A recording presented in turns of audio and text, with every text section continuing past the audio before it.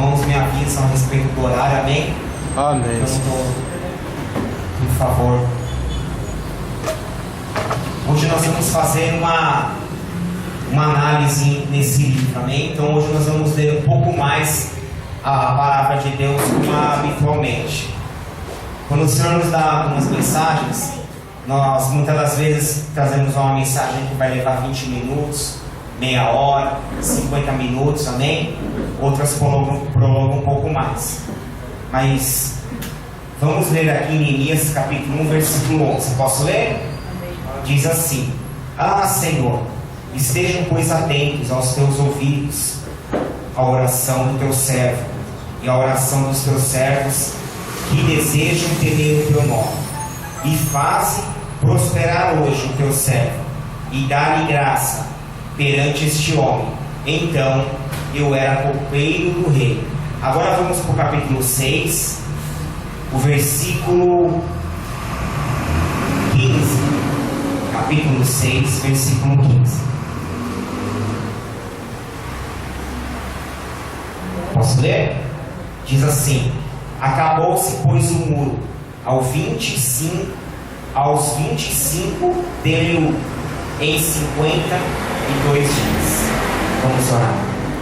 Senhor, em nome de Jesus, Pai, ó Espírito Santo de Deus, que o Senhor venha revelar a Tua palavra aos nossos corações nesta noite, pois é a Tua palavra, Senhor, que a Tua vontade e o Teu querer venha prevalecer sobre as nossas vidas. Senhor, em nome de Jesus, abre o nosso entendimento para compreender mais as Escrituras, Senhor, e através dela conhecer mais a Ti, temer mais o Teu nome e servir melhor a Ti, ó Pai amado. Em nome de Jesus é que eu te louvo e te agradeço. Amém. Amém. Amados, eu não sei se você já teve a oportunidade de ler esse livro de Neemias, mas para nós chegarmos a esse contexto, a essa leitura que nós fizemos, eu gostaria de fazer um panorâmica bíblico aqui. Por quê? No Antigo Testamento vai se falar do período do reinado de Israel, dos reis de Israel. E começa ali quando o povo vai dirigir para o profeta Samuel um rei humano. Deus não queria isso, mas por teimosia o Senhor permitiu que se escolhesse um rei humano para que viesse liderar o povo de Israel. E aí se levantou Saul. Saul fracassou. Veio o rei Davi, que reinou durante 40 anos. O seu filho sucedeu o trono, reinou 40 anos. Depois de Salomão, vai vir os filhos de Salomão, Jeroboão e Reboão. Só o que acontece? Esses filhos de Salomão pisaram na bola. Eles foram desobedientes ao Senhor, se desviaram do Senhor, fizeram aquilo que não era agradável ao Senhor, e por causa disso, o reino de Israel veio ser dividido tinha 12 tribos, 10 tribos se tornaram as tribos de Israel, que foi o reino do norte, e o reino do sul ficou a tribo de Judá e Benjamim, que é aonde ficava localizado em Jerusalém. Amém? E tinha uma profecia. Por quê? Porque esse povo de Judá e de Benjamim, eles desobedeceram a Deus também, se desviaram, se tornaram povos idólatras e começaram a buscar outros deuses. E aí Deus vai levantar profetas, como principalmente o profeta Jeremias, para lançar uma palavra de juízo, que por causa disso eles iriam ficar 70 anos no cativeiro. E eles não deram ouvido, e acabou acontecendo.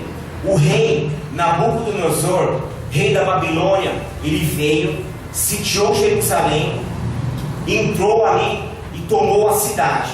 E o que ele fez? Pegou, não somente de uma vez, mas foi transportando o povo judeu ali para a Babilônia. E eles viveram ali 70 anos na Babilônia, cativo. Embora eles não perderam os seus costumes, eles não perderam a sua religião de buscar a Deus, eles não tinham mais o templo. Por quê? O templo em Jerusalém e as muralhas, tudo foi queimado a fogo, foi destruído. As pedras chegaram, a própria pedra devido ao fogo chegou a virar pó. Para vocês terem uma ideia como que o reino, o exército de Nabucodonosor deixou Jerusalém. Enfim, mas como o nosso Deus é um Deus de esperança, também Ele lançou uma palavra profética que a nação, os judeus, eles iriam voltar novamente a viver em Jerusalém. E quando dá esses 70 anos, Nabucodonosor, o reino da Babilônia, já tinha perdido o domínio do mundo de então. Quem dominava nessa época? O reinado persa. Porque se nós lemos o Antigo Testamento, a gente vai ver que teve um período. Quem foi o reino que dominou o mundo de então? Foi o reino egípcio. Depois vai vir o reino babilônico. E na sequência vai vir o reino persa, que aí é onde entra Daniel e alguns outros profetas. E aí Deus, Ele vai usar o rei Dário para promulgar um edito permitindo que todo aquele povo judeu que vivia naquele lugar, na Babilônia, pudesse retornar para Jerusalém, porque agora ele era um rei persa, mas ele dominava o mundo de então. E aí começa a regressar, e dentro dessas remessas vai aparecer Esdras e Neemias. Se você ler o livro anterior, o livro de Esdras, vai mostrar que ele foi usado para reconstruir o templo em Jerusalém. E aqui em Neemias, ele vai ser usado para construir os muros de Jerusalém. Amém? Amém. Então nós vivemos num tempo aqui que nós estamos lendo de reconstrução. O templo estava sendo reconstruído, as pessoas estavam voltando. Só que lembra que nós lemos aqui que Neemias, ele era copeiro do rei. Vamos voltar lá ao versículo 11. Vamos lá. Olha o que diz o versículo 11 de Neemias 1. Diz assim, ó: Ah, Senhor, estejam, pois, atentos os teus ouvidos à oração do teu servo e à oração dos teus servos que desejam temer o teu nome, e faça prosperar hoje o teu servo, e dai graça perante este homem. Então eu era copeiro do rei. Ele está orando aqui, ele está pedindo para que o Senhor conceda graça, benevolência diante do rei, que se chama Artaxerxes. Olha só o nome do rei persa, o rei chamado Artaxerxes. E ele era copeiro do rei. Naquela época, ser copeiro do rei era um cargo de confiança, diferente do que a gente pode imaginar, né? De uma pessoa que trabalha na copa, copeiro trabalha na copa, né? Ali como auxiliar de cozinha, algo do tipo. Não, o copeiro do rei era um cargo de confiança. Aí eu vejo o agir de Deus já preparando. Eu não sei dizer, mas ele foi parar ali, do lado do rei, servindo ao rei. E interessante que era um cargo de confiança tal que o rei, antes de beber a sua bebida, o copeiro provava antes, porque se estivesse envenenada, ele que morria. Olha só, cargo de confiança tremendo.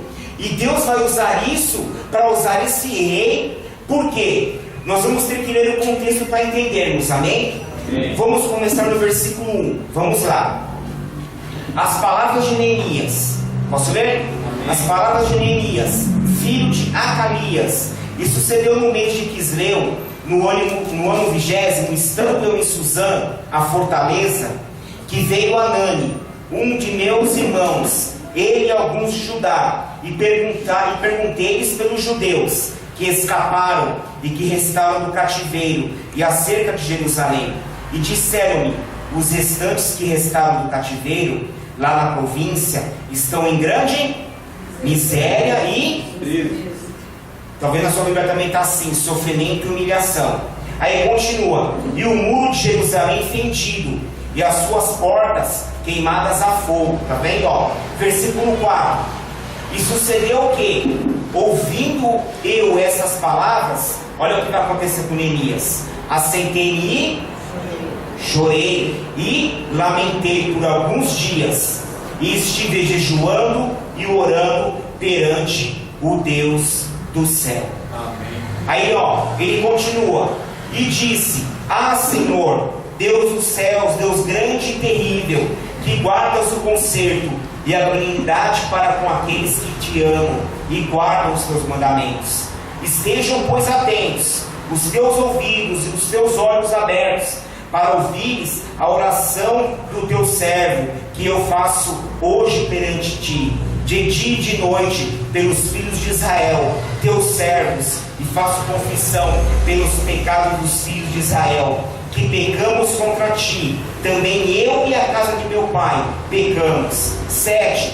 De todos nós corrompemos contra ti, e não guardamos os mandamentos, nem os estatutos, nem os juízos que ordenaste a Moisés teu servo. Lembra-te, pois, da palavra que ordenaste a Moisés teu servo, dizendo: vós transgredireis, e eu vos espalharei entre os povos. Lembra que eu falei do cativeiro? Mas a promessa aqui é no 9: e vós vos convertereis a mim, e guardareis os meus mandamentos, e eu os farei, então ainda que os vossos rejeitados estejam no cabo do céu, de lá os ajuntarei, e os trarei ao lugar que tenho escolhido, para lhe fazer habitar o meu nome. Está vendo só a profecia se cumprindo? Estes ainda são os teus servos, e o teu povo que resgataste com a tua grande força e com a tua forte mão. Aí vai entrar no versículo 11, onde ele vai orar, pedir graça a Deus. O que eu aprendo com isso? O que eu aprendo com Neemias? O que eu vejo na vida de Neemias que precisa ver em nossas vidas, que precisa ver na vida da igreja? Uma palavrinha que a gente vai ver muito no Senhor Jesus Cristo. E a gente que professa que é cristão, temos que fazer parte do caráter de Cristo e ter isso em nosso caráter também. Sabe o que é? Compaixão.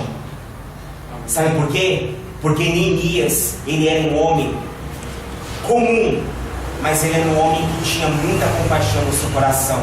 Sabe por quê? Entendemos aqui que nós vemos que ele estava em Suzã, na fortaleza, pertinho do rei ali, do imperador. Amém? Amém. E nós imaginamos que perto do rei, ele devia estar comendo bem, não devia? Devia estar vivendo muito bem ali, que era cargo de confiança, não é verdade? Mas ele era judeu, ele tinha os seus irmãos ali, e quando um dos irmãos dele vem e fala a situação daquele povo que estava vivendo o quê? Em grande miséria, sofrimento, humilhação, não é verdade? O que ele faz? Diz a Bíblia que ele vai sentar e vai chorar, e vai lamentar. Esse lamento não é murmurar, ele vai lamentar pela situação, como vivem aquelas pessoas ali. Olha que interessante. E ele vai ficar orando e jejuando perante o Deus dos céus. Amado, nós iremos conseguir realizar a obra do Senhor até o fim, se permanecermos com esse sentimento em nosso coração. Amém? Amém? E é o primeiro apelo que eu faço, que o Senhor faz para nós, a gente cultivar esse sentimento em nosso coração. Porque movido com esse sentimento, e com outros também, e com a perseverança, nós vamos conseguir chegar e concluir a obra que o Senhor tem nas nossas vidas. Amém? Amém. Temos que ter fé e crer nisso, porque Deus tinha uma obra em Neemias, e Ele cumpriu essa obra. Deus tem uma obra na nossa vida, na nossa igreja, e Ele vai cumprir, mas depende de nós. Amém. Amém, queridos? Porque, olha só, primeiro, Neemias teve essa compaixão. Interessante que eu vou dar a teoria e a prática. Porque o que significa compaixão? Sofrer como o outro, ser afetado semelhantemente, é se colocar no lugar do outro. Olha como que é uma coisa profunda. Neemias estava naquela fortaleza, mas ele estava sentindo o mesmo sofrimento que aquele povo estava sentindo. A fome, a miséria e a humilhação estão naquele lugar. É um sentimento de aflição pela diversidade dos outros. E o que nos motiva a fazer a obra e levar o Evangelho até as vidas? Por quê? Porque a gente sabe que aí fora as pessoas estão vivendo assim, em miséria, em humilhação e aflição, mortas nos seus delitos e pecados, mortas espiritualmente, caminhando para a destruição. A gente não vê isso? É o que a gente vê, não é verdade? E isso nos impulsiona a não desistir da obra e prosseguir, porque a gente quer levar Jesus para essas pessoas. Isso que nos motiva, a compaixão, porque até mesmo, eu falo de mim, eu estava perdido, eu estava na miséria, na humilhação, mas um dia o Senhor me alcançou, usando vidas que tinham compaixão no coração. Está entendendo? E levaram a palavra. E o Senhor veio e reconstruiu os muros que estavam caídos na minha vida. Outro detalhe que me chama aqui em Neemias. Neemias, ele não se coloca na posição que ele estava como uma posição de juiz, de condenar. Interessante que na oração que ele faz no versículo 6 aqui, ele vai falar que ele pecou e os seus pais também pecaram. Ele não mostra diferença como um juiz ou julgando aquelas pessoas. Repara a humildade que tinha no coração de Neemias, acompanhado com essa compaixão que ele tinha ali pelos seus irmãos, pelos judeus, que em nenhum momento ele vai acusar. Ele vai falar: é verdade mesmo, irmão, você me traz essa notícia, aquele povo ali mesmo tem que viver daquele jeito mesmo, porque eles pecaram. Você vê as palavras como são diferentes? Ele poderia agir dessa forma, porque ele estava no bem bom. Ele estava no bem bom ali. Ele poderia falar: Senhor, é isso mesmo, desce a ripa naquele povo, começar a julgar. Mas ele não fez isso. Ele, ao contrário, esse sentimento no seu coração vai levar ele a mudar o seu estilo de vida. Amém. Que é o que faz a gente estar aqui hoje, numa quinta-feira. Porque a gente, para realizar a obra de Deus, para fazer a obra de Deus, o nosso estilo de vida tem que mudar. A gente renuncia a muitas coisas, não é verdade? Para quem é líder de célula, quem participa da célula, quem faz discipulado, quem tem ali as obrigações, o modo de dizer, com o trabalho do Senhor, com a obra de Deus. E Neemias, ele vai fazer isso, ele vai orar, ele vai pedir graça a Deus diante do rei, para que ele vá até Jerusalém e reconstrua os muros. E é isso que acontece. Quando ele está ali perto do rei, o rei percebe que ele está muito triste. E o rei pergunta para ele: por que você está triste assim? Fala para mim, Neemias. E ele vai falar: os meus irmãos estão em sofrimento, as muralhas estão queimadas, estão destruídas. E ele demonstra o interesse de ir lá. E o rei vai escrever cartas e permitir que ele vá até Jerusalém como uma autoridade de governador para reconstruir os muros. É tremendo isso. E o rei ainda ajuda ele para ele conseguir material, madeira, para reconstruir os muros ali em Jerusalém. E aí vai entrar o que nós lemos lá em Neemias capítulo 6, o versículo 15. Lembra que nós lemos? Que ao final dos 52 dias o muro foi reconstruído. Terminaram a construção do muro. Glória a Deus. Neemias conseguiu o objetivo que ele tinha, o foco que ele tinha, ele conseguiu, que era reconstruir os muros e fazer uma reforma civil ali entre o povo. Amém? Amém. Até o final do ano, as células vão começar agora, não é verdade? Amém. Até o final do ano, vamos ter uma palavra, eu não gosto de falar assim, mas como uma palavra profética para as nossas vidas. Que até o final desse ano, muitos muros serão restaurados. Amém. Quando eu digo muro, são pessoas. Eu vou fazer essa comparação espiritualmente falando. O muro no sentido de pessoas que estão caídos, que precisam ser restaurados. Amém? Amém. Mas temos que ser que nem Neemias, ter compaixão realmente no nosso coração, o caráter de Cristo em nossa vida. Amém. E a perseverança de que até o final do ano nós vamos chegar lá, firmes no Senhor, crendo que células serão multiplicadas. E quando células são multiplicadas, é sinais que vidas foram ganhas. Amém? Amém? Muitas vidas que estavam destruídas ali foram ganhas e restauradas para a glória de Deus. Amém. Só que tem uma questão: o trabalho de Neemias não foi fácil. Para ele chegar a esse final, não foi fácil. E é essa análise que nós vamos fazer aqui no livro de Neemias. Amém? Por quê? Vamos agora para o capítulo 2, o versículo 10.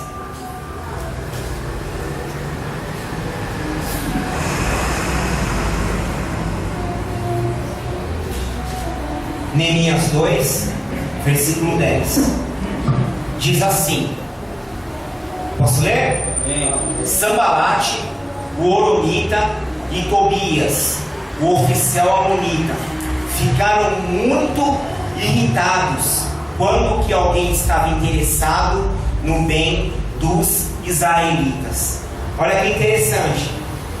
Vai falar que quando ele chegou lá, esse tal de Sambalate, Tobias, ficaram muito irritados. Outra versão fala, de grande desagrado, que alguém viesse a procurar o bem dos filhos de Israel. Amados, vai começar uma oposição aqui a Neemias. Vamos entendendo agora, amém? Uma oposição. Por quê? Quando nós discipulamos uma pessoa, quando nós realizamos uma célula, seja num lar novo, seja em qualquer lugar, a gente quer o mal de alguém? Não. A gente quer o quê? Discipulado é pro bem da outra pessoa, não é verdade? Formar o caráter de Cristo naquela vida. A célula é para abençoar aquele lar. Tudo que nós fazemos para o Senhor é para o bem. Amém? Mas muitas das vezes há as oposições. E a gente sabe, aplicando para o mundo espiritual, o primeiro que fica muito irritado e bem que não agrada é o diabo. Satanás, ele não quer.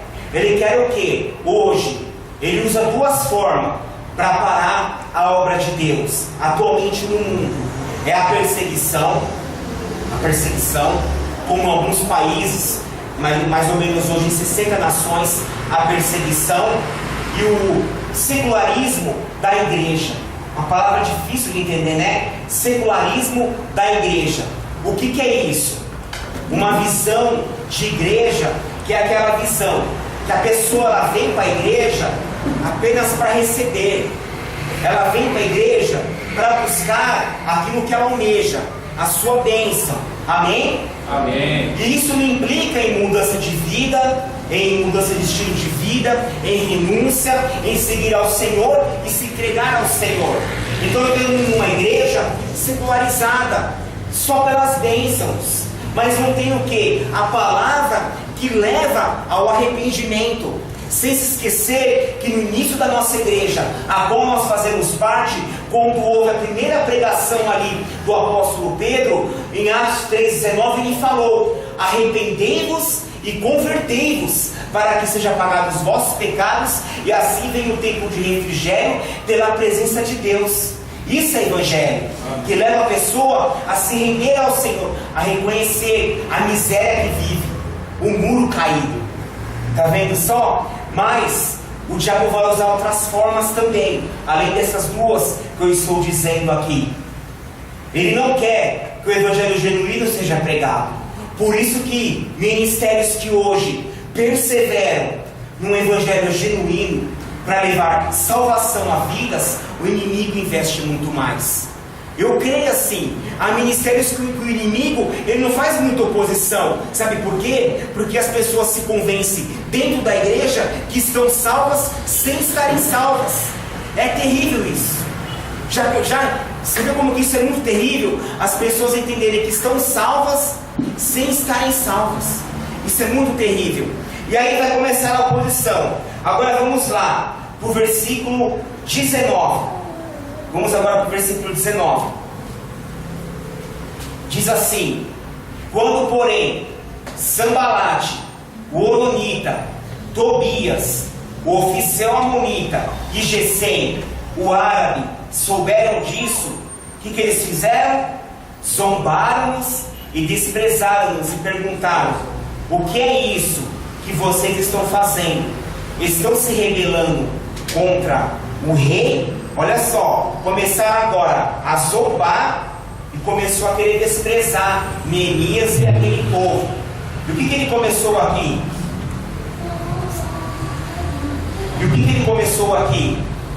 Começou com palavras de mentira. Por isso que o inimigo é o pai da mentira. Porque ele vai começar a falar aqui, a zombar e desprezar. O que é isso? Vocês estão fazendo? Estão se rebelando contra o rei? Isso é mentira. Neemias, pelo contrário, ele foi enviado com permissão do rei. O rei escreveu cartas para que ele chegasse ali nos outros povos e falava: ó, eu vim aqui, mas foi com permissão do rei. Inclusive para Sambalate, sabe por quê? Sambalate, ele era governador da Samaria, vizinho de Jerusalém ali, em Israel. E o que acontece? Por que Sambalate não queria?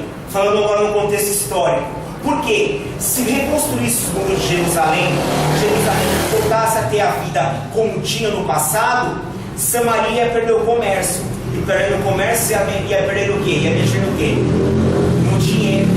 Entendeu? Então Sambalat ia ficar prejudicado pelo comércio. Ele não queria. Por isso que ele se levanta com fúria. Mas a gente usa esses textos para mostrar a estratégia do inimigo.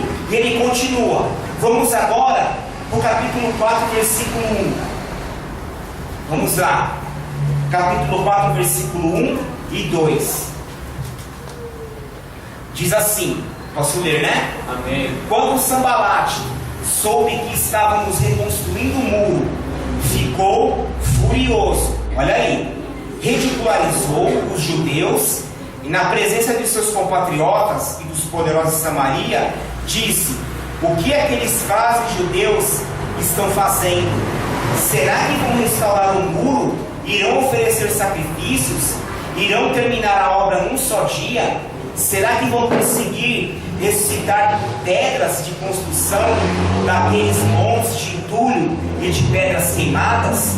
Olha que interessante, amado. Olha, presta atenção nas palavras aqui.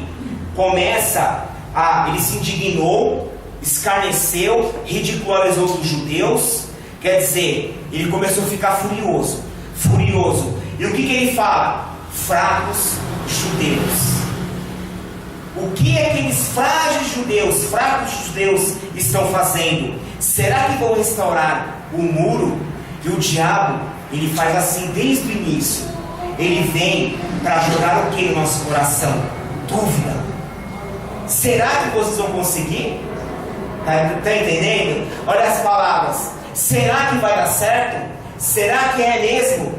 E ainda fala o que? Fraco. Sabe o que Sambalat quis mexer com Neemias ali? Desanimar Neemias. Porque o desafio era grande. É porque a gente não tem a gente não consegue ver tamanha destruição, a responsabilidade da obra para reerguer aqueles muros. E a gente sabe a nossa responsabilidade em relação à obra do Senhor. Amém. Os desafios são grandes, não são? O trabalho muitas das vezes é árduo, é penoso, e o inimigo ele se apresenta como Sambalat. Ele vem para querer falar que nós somos fracos e que nós não vamos conseguir. Vocês estão entendendo? A estratégia aqui, chamando primeiramente de fraco, vem para colocar dúvida e desânimo.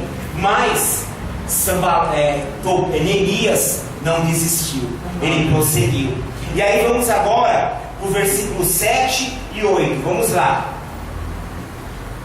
Olha então, o versículo 6, vamos anteceder. Ele não deu ouvido e começou a construção. Aí vem o 6, ó. Assim edificamos o muro, e todo o muro se cerrou até a sua metade, porque o coração do povo se inclinava a trabalhar. Presta atenção, ele está falando aqui, ó, que o coração do povo todo mundo unido, estava inclinado a trabalhar. A vontade de Deus qual que é? Ver uma igreja com todos, sem exceção, o coração inclinado a trabalhar para o Senhor, servir ao Senhor. E a nossa igreja, que é em célula, na visão do MDA, ela leva-nos a isso, não é verdade? Todos participarmos de uma célula, todos ser uma bênção para o Senhor, para convidar vidas, para trazer vidas para o Senhor, não é verdade? Amém. No discipulado, todo mundo discipulando. Quando o discipulado é feito assim, um discipulando o outro, o que acontece? Muitos mundos vão sendo restaurados, não é? Amém. Quem passa pelo discipulado aqui sabe o que eu estou falando. Quando começa o discipulado e vê o agir de Deus, não é verdade? Mas aí o diabo não fica contente. O que ele vai fazer? 7. E sucedeu o quê? Ouvindo Sambalat e Tobia, e os arábios, e os amonitas, e os adotitas, que tanto ia crescendo, olha aí, que tanto vinha crescendo a reparação dos muros de Jerusalém, que já suas rupturas ou brechas se começaram a tapar, iraram-se sobremodo, ou em outra versão, ficaram furiosos. Olha o inimigo ficando furioso. E o que ele vai fazer? Olha a estratégia aqui. E ligaram-se entre si, todos, para virem guerrear Jerusalém, e para os desviar, todos juntos, planejaram atacar Jerusalém e causar confusão. Primeira coisa, temos que entender uma coisa muito séria, amados. Nós estamos numa guerra. A vida cristã não é um playground, uma vida de oba-oba, de festinha, de viver, muitas das vezes, de momentos com Deus. Não é. A vida com Deus é uma guerra espiritual. Porque se a gente quer servir a Deus com sinceridade, o inimigo ele vai ficar furioso. E ele vai vir muitas das vezes para querer bagunçar o negócio, para querer bagunçar a nossa vida. E o que ele vai fazer? Eu gosto muito da versão que fala causar confusão, ou desviar, né? Para os desviarem do seu intento. O diabo ele sempre vai agir de alguma forma para que a gente perca o foco, para que a gente se desvie do nosso intento. E aí por isso que muitas pessoas que são uma bênção, poderiam ser uma bênção para o Senhor, se desviam do foco e deixam de servir ao Senhor. E muitas das vezes estão apenas esquentando o banco de uma igreja. E são talentos preciosos, são vidas preciosas, que seriam mais uma bênção maior na mão do Senhor. Mas infelizmente o inimigo veio e acabou desviando o tempo dele, do coração dele. Amém? Ou outras vezes causar confusão. Então aprenda uma coisa, amado. Gente, pessoas que causam confusão não são de Deus. Amém? Porque quem foi que queria trazer confusão aqui? Foi Sanbalate, Tobias. Esses caras não queriam saber de que os muros fossem reconstruídos. Então, aonde há confusão, não há Deus. Por isso que uma igreja dividida, uma igreja onde há divisão, briga e coisas mais, a atuação de Deus ela é menor. Por quê? Porque isso dá brecha para o inimigo entrar. Vocês estão vendo? Sabendo que estamos numa guerra espiritual. Mas aí Neemias vai fazer como ele sempre faz, no versículo 9: porém nós oramos. Oração. Nós precisamos orar mais. Pelo menos eu preciso orar mais, porque Neemias ele venceu essa batalha orando. O inimigo vinha afrontar, vinha com as ciladas e astúcias, ele orava. É assim que a gente tem que fazer. Quando o inimigo vem, ele se levanta, a gente não precisa se defender nós mesmos. Vamos orar e deixa Deus agir, deixa Deus fazer a obra. Amém, amados? Amém. E aí, continuando no versículo 11, vamos agora no versículo 11. Outro ataque deles, ó. E os nossos inimigos diziam: antes que descubram qualquer coisa ou nos vejam, estaremos bem ali no meio deles. Olha a estratégia agora: se infiltrar e os endemoniados no meio do povo. Vamos matá-los e acabar com o trabalho deles. Olha as estratégias aqui, de querer matá-los, de querer acabar com a obra. Aí continua: os judeus que moravam perto deles 10 vezes nos preveniram: para onde quer que vocês se virarem, saibam que seremos atacados de todos os lados. Olha aqui, olha como que Neemias era líder. Olha que liderança fantástica. Por isso, posicionei alguns do povo atrás dos pontos mais baixos do muro, nos lugares abertos, divididos por famílias, armados de espadas, lanças e arcos. Olha a organização de defesa aqui. Olha uma estrutura aqui de liderança para a realização da obra. Continuando, fiz uma rápida inspeção. Imediatamente disse aos nobres, aos oficiais e ao restante do povo: não tenham medo deles. Lembre-se de que o Senhor é grande e temível, e lutem por seus irmãos, por seus filhos e por suas filhas, por suas mulheres e por suas casas. Para que lutem por quem? Ele está falando aqui por seus irmãos, por seus filhos e por suas filhas. É essa posição que Deus quer que nós chegamos, amém? Amém. De a gente poder chegar a uma posição de sermos intercessores e podermos orarmos pelos nossos irmãos. Amém. Essa é a visão de Deus. O culto agora não é chamado culto de essência e visão? A essência é a compaixão de Deus em nosso coração, a mola que nos motiva, que nos impulsiona a realizar a obra. E a visão é essa, de chegar nesse nível, da gente poder orar pelo nosso discípulo, da gente poder orar pelo nosso líder, pelo nosso pastor, para a gente ajudar os nossos irmãos, a nossa família. No nosso meio a gente tem até esse costume, não é? Quando apenas aquela pessoa serve ao Senhor naquela casa, que ela é como uma coluna na casa, não é verdade? A gente tem esse costume de falar, você é uma coluna naquela casa, porque está buscando por aquele povo. E o diabo ele não quer isso. Ele quer que a gente perca as forças, porque o que o Sanbalate Tobias fazia aqui era querer tirar as forças de Neemias, querer colocar medo, querer colocar desânimo, querer fazer ele retroceder. Vocês estão entendendo, queridos? A estratégia do maligno aqui. E aí, olha agora, olha, acompanhe novamente.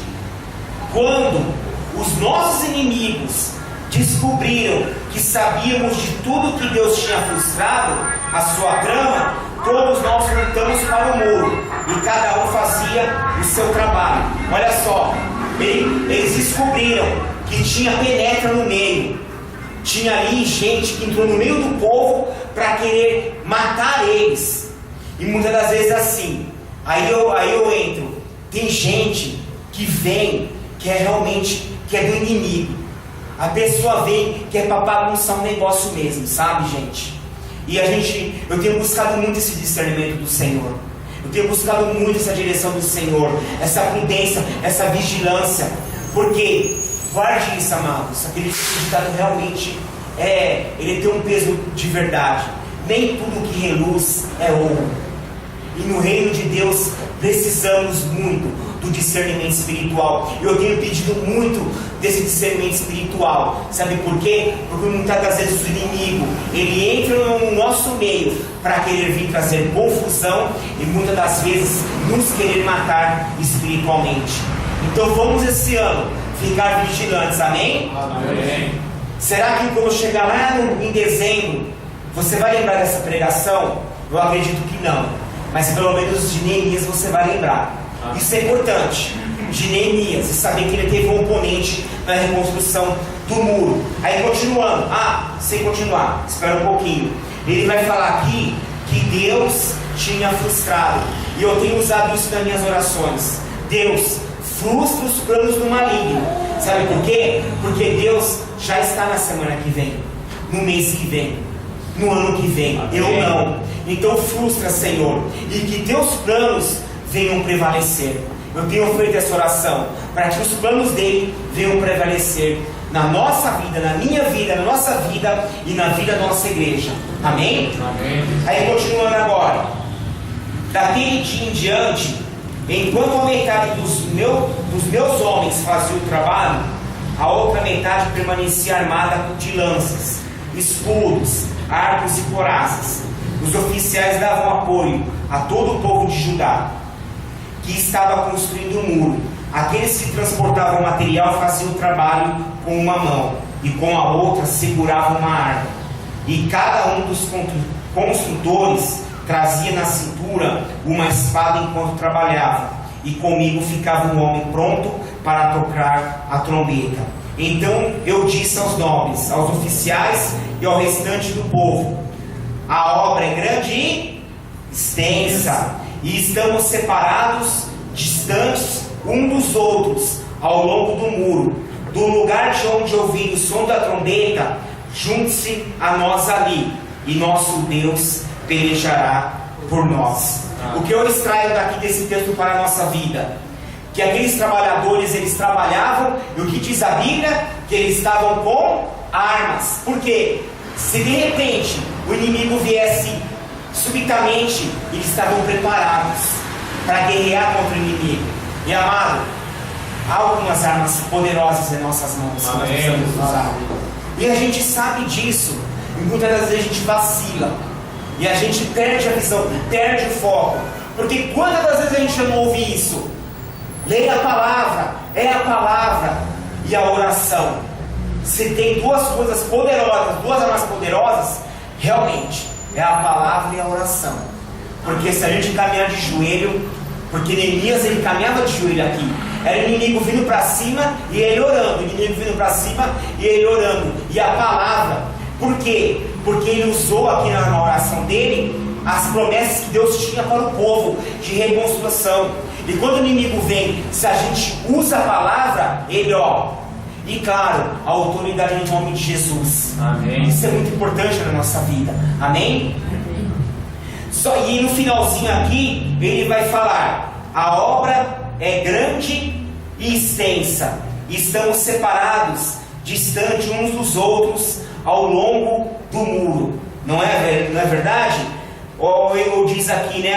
E disse eu aos nobres, e aos magistrados, e ao resto do povo: grande e extensa a obra, e nós estamos apartados do muro, longe um dos outros. Quem crê? Isso é para quem tem fé. Amém? Amém. E recebe no teu coração, amado, que grande e extensa é a obra nas nossas vidas. Amém? Amém. Sabe por quê? Eu tenho para mim que a gente discipulando uma pessoa, e a gente vê aquela pessoa, sabe?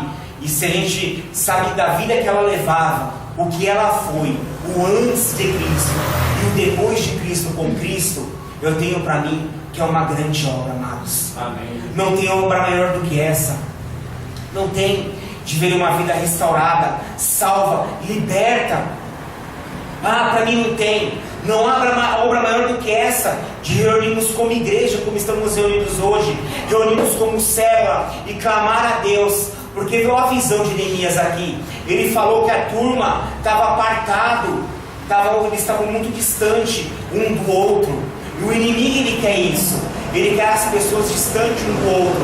E a célula faz ao contrário disso. A célula nos aproxima um dos outros. Verdade.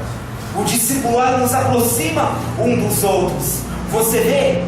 E aí ele vai falar: quando vocês ouvirem o som da trombeta, ali vos ajuntareis convosco, e o nosso Deus pelejará por nós. Amados, uma igreja em unidade, uma igreja unida, no mesmo propósito, no mesmo foco, no mesmo objetivo, na mesma essência, na mesma visão, Deus peleja por nós. Amém. Amém?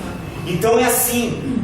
Não sei se esse mês vai ter vigília, mas se tiver, vamos todos nós participar. Amém. Que vai ser um lugar lá que nós vamos ouvir o som da trombeta, vamos nos reunir ali, vamos buscar a Deus. Nós temos que crer que quando nós reunimos em oração, crer que a nossa oração, o Senhor ele vai mover o céu e a terra. Ele vai agir no mundo espiritual, ele vai frustrar os planos do inimigo, e os planos dele vão prevalecer, e ele vai lutar por nós. Amém. Isso é fé, porque grande e extensa é a obra.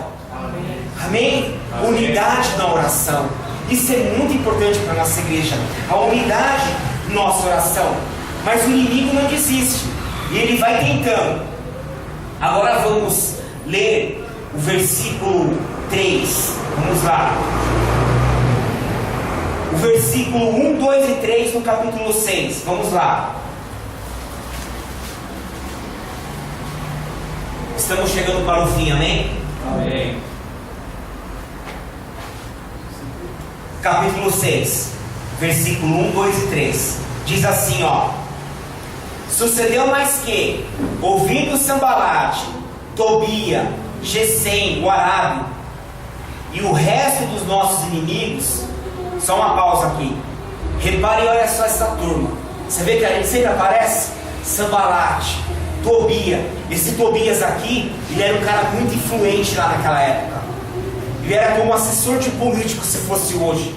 Ele era um cara que tinha amizade com todo mundo. Ele era muito influente. E ele usou a sua influência para contaminar muitas pessoas. E é interessante, repare, pessoas que são muito influentes, têm o poder da palavra. Você pode ver Quando essa pessoa vira casaca ou vira a cabeça, amado, ela faz um estrago terrível na obra de Deus. Que ela consegue pegar a mentira, se tornar em verdade. E a verdade ela se torna em mentira. É verdade. Eu já passei por isso.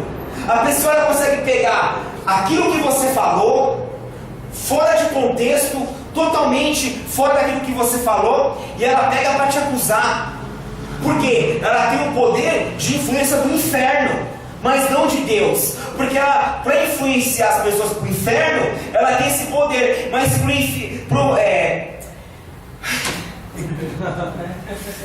influenciar a pessoa para o bem de Deus, ela não faz. Sendo que a própria palavra de Deus fala que tudo que vier a ser da nossa boca venha produzir edificação para aquele que ouvir, dê graça a Deus. Amém. Efésios 4:31, se não falha a memória. Será que tem que ser da minha boca? As pessoas ouvem glória a Deus por isso? Graças a Deus por isso? Amém? Vamos voltar aqui. Mas que eu tinha edificado um muro, e que nele já havia brecha alguma, ainda que este tempo não tinha posto as portas nos portais. O muro tinha sido reconstruído, faltavam as portas. Aí a estratégia agora de Sanbalat, versículo 2.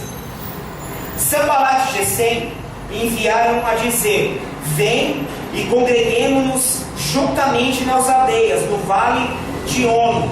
Porém, olha só, o porém aqui, intentavam fazer-me mal.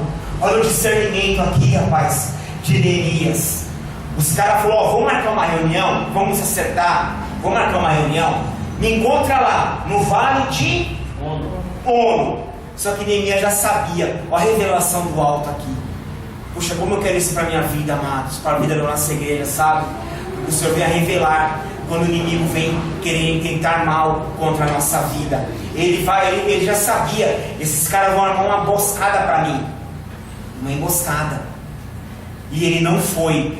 Olha que interessante como foi a resposta dele. Olha que interessante a resposta dele. Versículo 3. Acompanhem comigo o versículo 3. Olha o que ele faz. Enviei-lhes mensageiros a dizer: estou fazendo uma grande obra, de modo que não poderei descer, porque cessaria esta obra, enquanto eu a deixasse e fosse ter convosco. Vamos dizer todos juntos? Vamos lá, todos juntos, posso ouvir? Estou fazendo uma grande obra. Glória a Deus. Amém? Não desista. Não desista.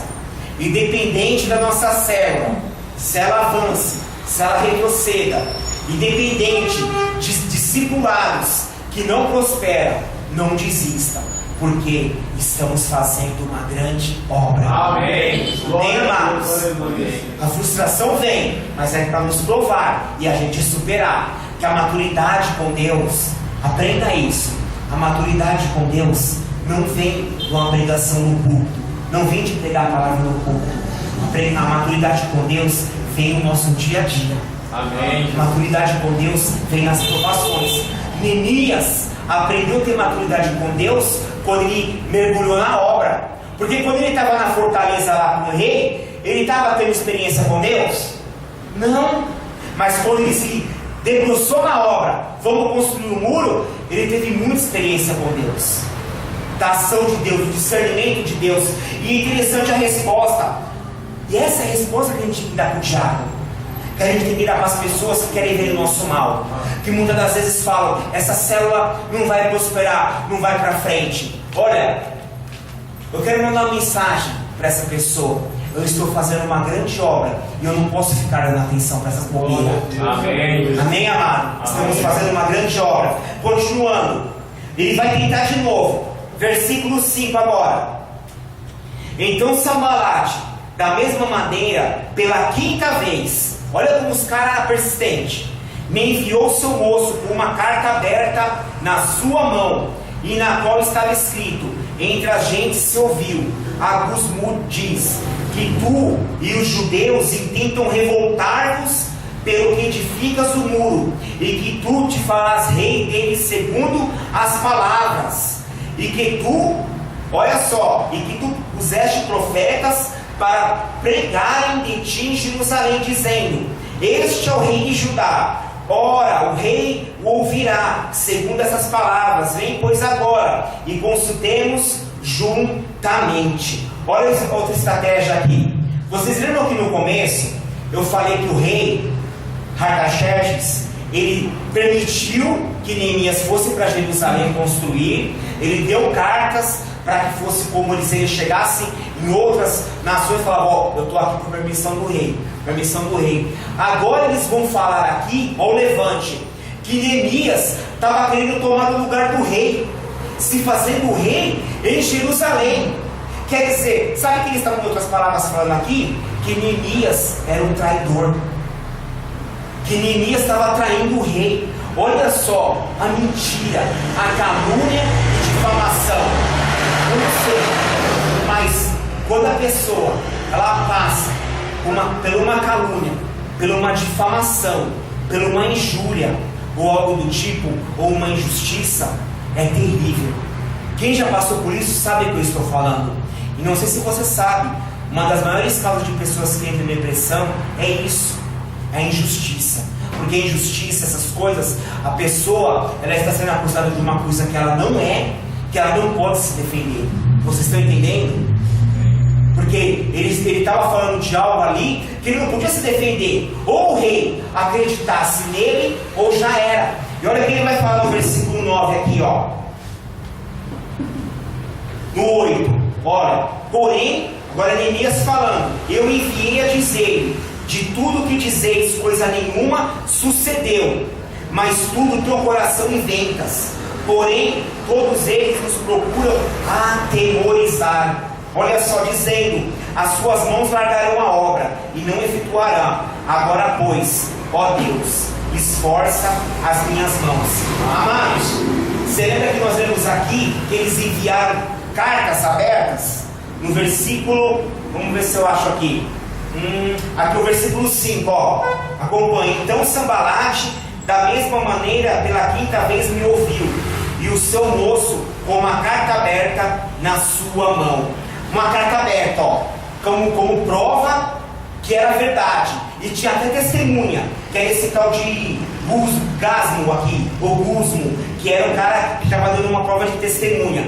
Só que hoje é diferente. Sabe como que as pessoas usam para dizer mentira, calúnia e todo esse tipo de coisa? Hoje usa o WhatsApp, hoje usa o Facebook, porque não fala na presença da pessoa, e muitas das vezes, em vez de falar diretamente, fala indiretamente. Usa o WhatsApp para ficar jogando indiretinha, Facebook e o que for. Em vez de usar as redes sociais para abençoar a igreja, para crescimento, usa para ficar jogando direitinha.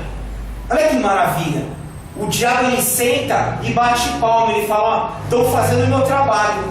Quer causar divisão, quer falar mal. Você vê, ó, a falta de maturidade, como uma pessoa dessa é infantil espiritualmente, é criança, é menino e precisa crescer. Usa o WhatsApp para querer defamar uma pessoa na frente da igreja. Os irmãos sabem do que eu estou falando aqui. Os irmãos mais próximos sabem do que eu estou falando. Mas Neemias fez essa oração que eu também fiz.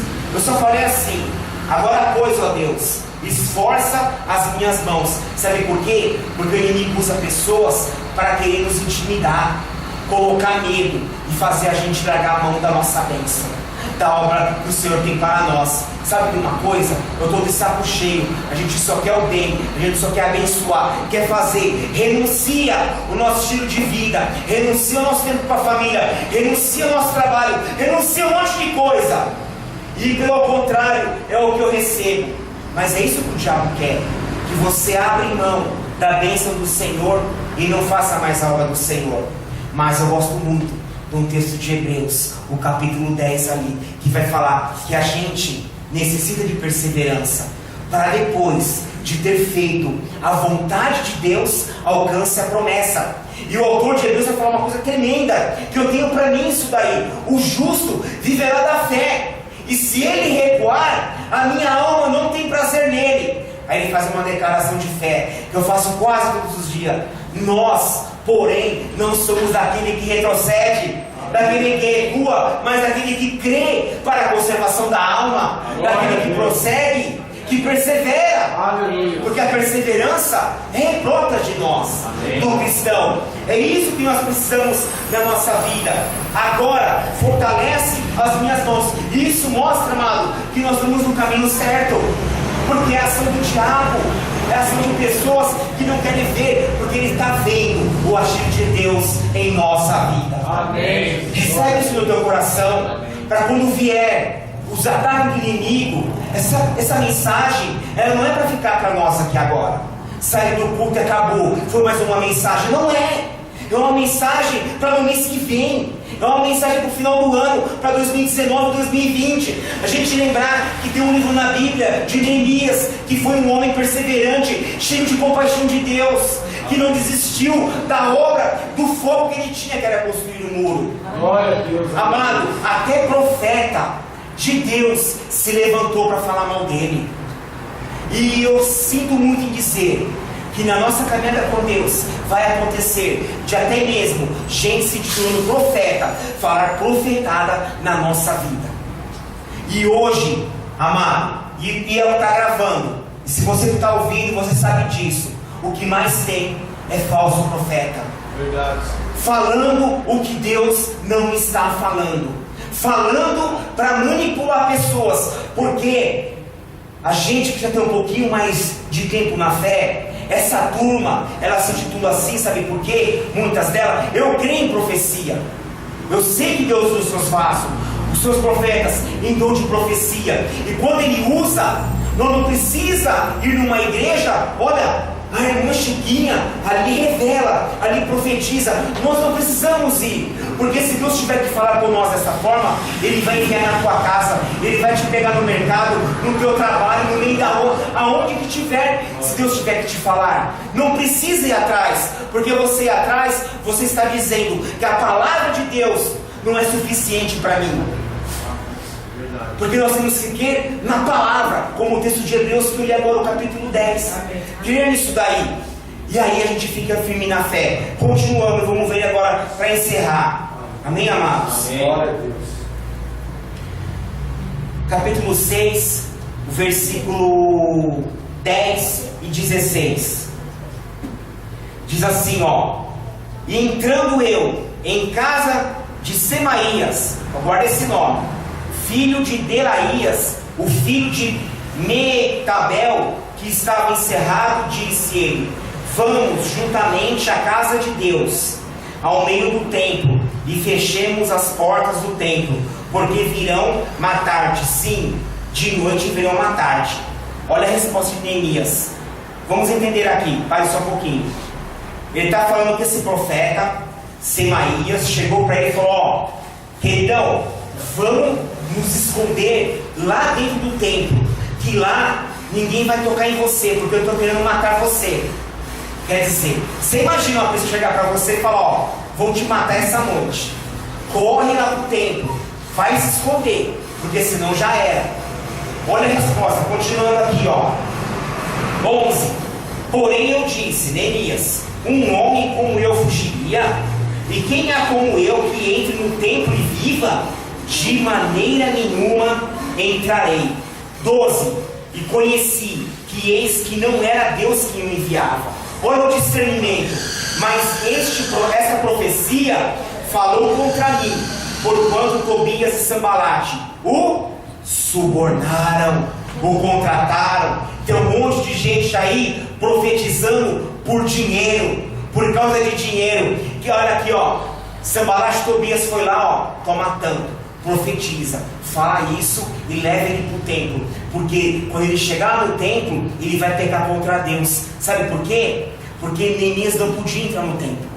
No templo, o lugar que ele ia ser levado era só sumo sacerdote, levita do templo. E ele ia pecar. Números 18, 7 fala sobre isso daí. E aí ele ia pecar, e aí ele ia cair, sabe o quê? Em descrédito. Olha lá, Neemias Vou falar no português claro. Sabe qual que era a ideia aqui? Era de falar que Neemias era um bundão. Ó, o Neemias está fugindo.